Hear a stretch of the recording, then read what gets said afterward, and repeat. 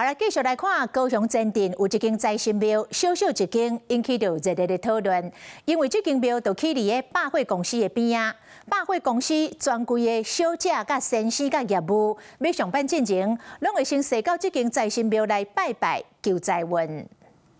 高雄這間百貨公司營業進前，陸續有工作人員去邊仔細條路到這間財神廟念香拜拜，看到頂攏是四秀啊、甲鏡片，大家攏是來求生命保庇、工作順利。只要有上班都會去拜，保佑今天接客人能夠順利啊。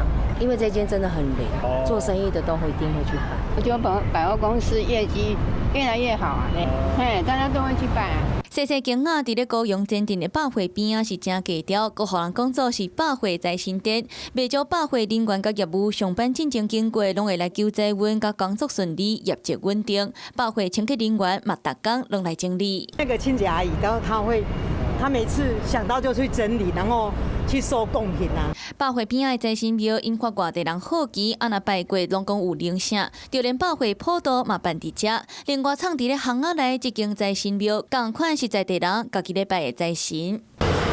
廟內有武財神求業績，閣有文財神求正財甲智慧。廟方講，因為進前互鋪佇咧網絡頂懸，雖然佇咧巷仔內，毋過原來有袂少信徒會來。這個廟已經1、20年啊，網絡去也互人肯定安尼吼，這少年啊，到來咧拜拜啦，咧互財啊咧。低調藏佇巷仔內，這個財神廟靠在地人嘴接嘴，耳傳耳。毋若是求財心靈寄託，嘛互拜財神當作上班族開工進前的固定儀式。